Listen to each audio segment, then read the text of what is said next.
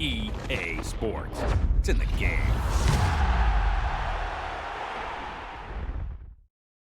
Boys, welcome back to another video, and today we are carrying on the Retro FIFA series and we are looking at FIFA 17. Now, this FIFA I was a big fan of. Love this game. Maybe some of you didn't play it, I don't know, but we've got a lot to show you. It's going to be the same routine.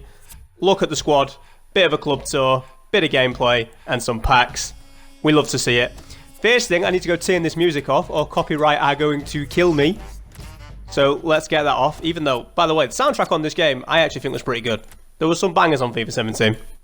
But yeah, anyway, let's get into it. So, Ultimate Team. The team is called AJ Styles FC. I don't know why. I don't know if that was a meme, or if it was a dare, or if I just did it because I love AJ Styles. Even more at the time. But yeah, and then the record, top right, that is a much more realistic record for me. You know, on FIFA 20, I've got tons of backouts of games, like literally 800 or 900 backouts. On this FIFA, I basically only played champs, a little bit of online seasons, which I'm going to show you here. 181 wins with 32 losses. Again, a much more realistic record. I was in Division 1, so if any of you ever doubting me, thinking Dan's actually crap at this game, I'm actually decent at FIFA. It's just this year, I had to keep relegating myself to make content, to do objectives for content. So, yeah. Basically this year, as squad battles didn't yet exist, and this was the first year of FUT Champs, the only two things I played were champs and division rivals, or whatever it was called at the time. So, on to the first squad, the first batch of players, and first off, can we just say that this squad is absolutely gorgeous, so colourful, I absolutely loved it. Anyway, in goal we have what I think is a hero, Keylor Navas, 30,500 coins, 107 games played. I wouldn't even consider using a 6'1" goalkeeper now, but at the time, I loved him. Then at right back, 1,493 games played. I swore by this card, never took him out of the team after I got him. It was the Futmas Hector Bellerin. We got him on Christmas Eve because he was a number 24, so we got him on the 24th. That's how they did it. I actually thought it was a really cool idea. But we got Bellerin, and literally after I got him, I never took him out of the team unless it was for like objectives. Next to him was Team of the Season Nacho Fernandez, that was actually from a daily knockout tournament, which they used to do. And if you don't know what that is, basically, you used to have to do a daily knockout tournament, 4 games, win all 4 to qualify for champs, and sometimes they'd attach a special card to it as well, so you'd get the card if you qualified. Next to him was man of the match Pepe. Again, I cannot remember what he got it for. 82,000 coins paid, but this was my favourite centre-back on the game, which is a crazy thing to say with only 71 pace, but loved him. Absolutely loved him. Left back was the Team of the Year, Marcelo. I think this is actually the first Team of the Year card I ever owned. 630k paid, 943 games. Just an insane left back. 4-star, 4-star. Didn't have his 5-star skill moves yet, although he probably should have done. But yeah, insane card. Now into the midfield. This is a little bit dodgy. I love the midfield, but it's probably not the players you'd be expecting for the coins that I had. So, starting off with the 89 Isco, he did have better cards than this. I'm sure he did. But I'd played so many games with him, I never wanted to replace him. So I just stuck with the 89. Then, in the middle, we had Casemiro. This was much more of a CDM. That's why I played him in the middle, to act as a CDM. But look at the state of his card. 625k paid, only one stat under 90, and that was pace. Insane player. And then the 88 Inform James Rodriguez, 170k. I think James might have had a better card as well. It might have been the same situation, I'm not sure. But one thing that sticks out about this card was his stamina. And that is a problem with James every year. I had to keep changing him out, and sometimes I would play Inform Kovacic instead, who is in the club, and you'll see him a bit later. Right wing was the normal Lionel Messi. I bought him towards the end of the game. That is why I got him so cheap. I just honestly wanted to use him and Ronaldo in the same team. That's why I bought him. And he was great for me, you know. It's Lionel Messi. Even the normal one at the end of the game is still really good. At striker was the SBC Suarez. Now, I think FIFA 17 was the first year for SBCs. And when this guy came out, I think he was like 400 or 500k. I had to get him. 4-star, 4-star. And look at his stats. Again, no squad battles, no single player. All champs in Division 1. And he was just absolutely insane. And I actually got packed Inform Perisic whilst doing him. So I eventually got Suarez for free, which was pretty decent. And to finish the team off, the GOAT, CR7, his record breaker card. I think it might have been for becoming the all-time Champions League top scorer. I'm not 100% sure though. But I mean, look at his stats. Positive. In FUT Champs in Division 1, he was positive. 4-star weak foot, 5-star skills. Probably the best card I've ever used, I want to say. It just, yeah, CR7 was absolutely broken. I know Son was broken on this game, and we'll get into that a little bit later as well. But yeah, CR7, my guy. And we move. So, over to the second squad now, and there are some similarities between the squads. I actually only assembled this squad to play my mate at the time, which is why it's called the Leo Killers. At centre-back, we had the FUT Champs Michael Keane, which was the team of the season, just his FUT Champs version. A FUTmas Chris Smalling. He actually had a better card than that, but I didn't get it. The Footies Jack Butland, which, if you can remember Butland on this game, it's probably the most broken a goalkeeper ever was. He saved literally everything. He was the bane of my life in FUT Champs. Then at centre mid, we have the FUTmas Fernandinho, and you can tell that by 25 on the back. So he obviously came out on Christmas Day. Decent little card. Didn't play with him as much as I should have done, but I did like him when I did. Then at right wing, we have Lucas, just the footies one. Didn't get an upgrade. It was mainly just to get Kem for the striker, which was the Player of the Year Cavani, I think, or Liga and Player of the Year. Again, positive goals to games, all in champs and friendlies and Division 1. Insane player. Wouldn't even consider using a 3-star striker now, but at the time, I really did enjoy it, and I really enjoyed using this team. It was a very good time, that is for sure. So, we move again, now over to a bit of a club tour, because there's still so many more players that I had to show you guys. First off was this Inform Kovacic that I spoke about. 41k paid, played 228 games. Usually got in because James' stamina was terrible. SBC Lewandowski, he was the Bundesliga SBC. Didn't even use him. Torvan, can't remember where I got him from. He might have been a knockout tournament card as well, potentially. Marquinhos definitely was. 103 games played, another card from the Daily Knockouts. Him and Nacho from Daily Knockouts. I remember at the time, I used to think that was insane, that they'd give these cards out for free. All you had to do was win 4 games of FIFA. And it was so easy. Red Eriksson, 96 games played. And the reason I actually used to use these cards a lot, these random cards you see with a lot of games, is because FUT Champs used to have stipulations.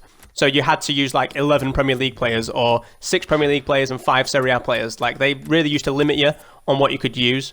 But that actually made it a lot of fun because it ended up with using players like this Matuidi and Verratti. I never would have used these guys. Kane at centre mid, played 43 games with him, and I actually did use him at centre mid. I would never use him at striker. Just moves like a bus. Red Salah, 4-star. 74 games played, 31 goals. Another card I really enjoyed using. I actually used to link him in with Inform Checo, and you'll see that a little bit later. Javi Martinez, with his 53 place, actually played games of champs for me. Imagine using a 53 pace striker in champs. Centre-back, sorry. That was me. Depay, this card was broken. I can actually remember content creators using him at the time as well. Remember Castro using this Depay. Insane card. Insane. El Shaarawy didn't even play with him. Surprised by that. Who else we got in here? Inform Giroud at centre mid. Again, I'm not using these players up top because they are absolute buses.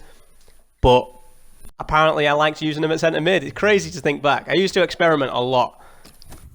Emre Can, used him a little bit, not really though. And this is the Dzeko I was talking about. He's got 2-star skills and he's 6'4", and I rocked him up top in champs. I was an idiot looking back on it. Red Victor Moses, 51 games played, 23 goals, whatever. Wilfried Zaha definitely played a lot with this Wilf, yeah. 206 games, 103 goals. Pretty much all FUT Champs. So, what can I say? 3-star weak foot, 4-star skills. Really enjoyed him. Who else have we got here? Balassi, 5-star skills. I think this might have been the first year that the Balassi flick was in FIFA. And I used to pop it out of him all the time. Is the main reason he got his games. Still just a ton of stuff. Andre Gray. This is who I used to link in the team with Zaha and Balassi. It used to be these as the front three. And I actually got like Elite 2 with this front three once, which was pretty impressive. 208 games, 197 goals, almost a goal a game. And Mbappe, I literally think this was his breakout year. I think this was the first time he was on FIFA and he was at Monaco and he scored like however many goals in the second half of the season, and everyone started getting buzzing about Mbappe. And to finish things off, we've got Jimmy Cabot, because sometimes you used to have to use silver players for those objectives as well, which is the only reason he ever got a game. So yeah, that is the club. A lot of memories, a lot of good memories. So over to the game now. We are going to be playing the team of the week, and to be fair, this team of the week for the final team of the week was absolutely stacked. We had a 97 striker Messi, a 93 Aguero, and a 93 Kevin De Bruyne. Jordi Alba in there as well, Pjanic in there, Jamal Lascelles in there. What a team. Danny Welbeck, Immobile. Really good team to end FIFA on. Choupo-Moting as well. So, yeah, my plan to play friendlies for these games kind of went out the window, mainly because my recording schedule got messed up, and I'm now recording, like, people will be at work, at school and stuff whilst I'm recording this, so it is what it is. I've definitely got to try and find a way to play some friendlies, though, because people ask me for friendlies all the time, and I never get a chance to play them. And then this, I just wanted to show this as well, the old penalty system. It felt so weird using this. You don't have to aim it the way you do now. Weird.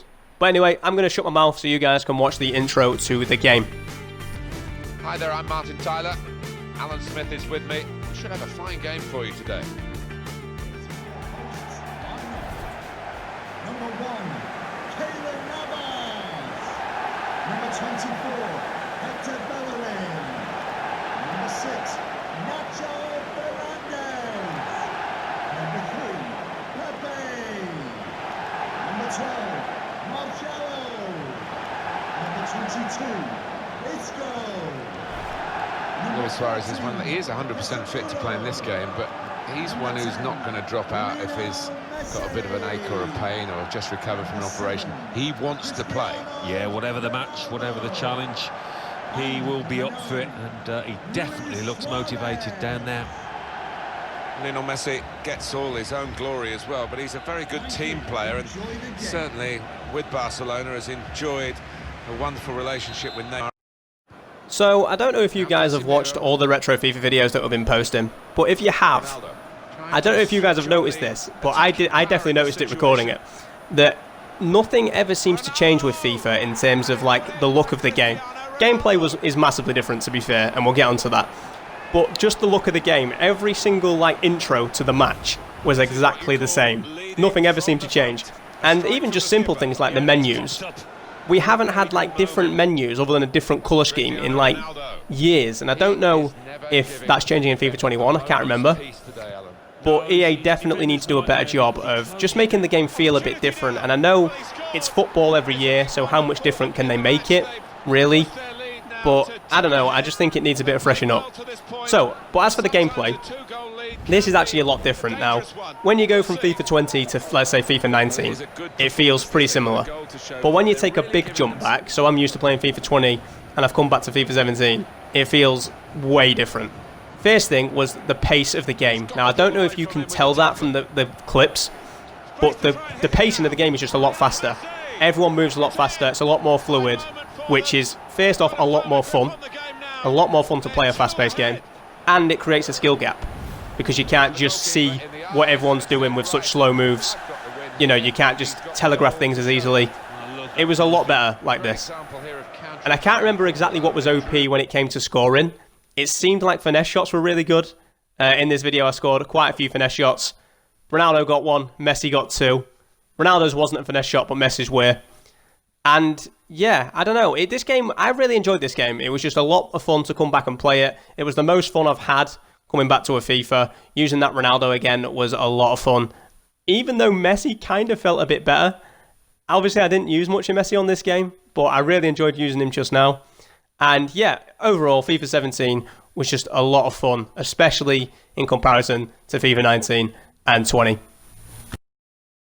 And finally, here we are, the bit I'm sure a lot of you are waiting for. It is the pack opening. Now, unlike other FIFAs, I didn't have any packs saved up, and there was no squad battles to go and get any packs, so I've just got to spend some coins on some 7.5k packs.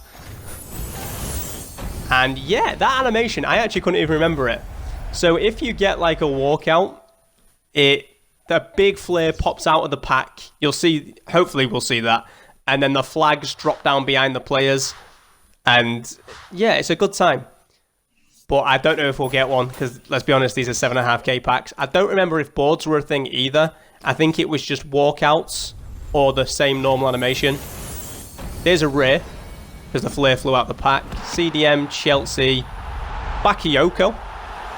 This must have been the first season he moved. I think this was the year that Monaco won the league, and then they just got absolutely picked apart by everybody. You know, Fabinho to Liverpool, Bakayoko to Chelsea, Mbappe to PSG, Bernardo Silva to City. They literally just lost everybody. And if you're wondering why I'm saving all this stuff, it's just, you never know. It might be worth selling just to get some coins for future videos or something. So we'll have another couple packs here. Again, just a rare.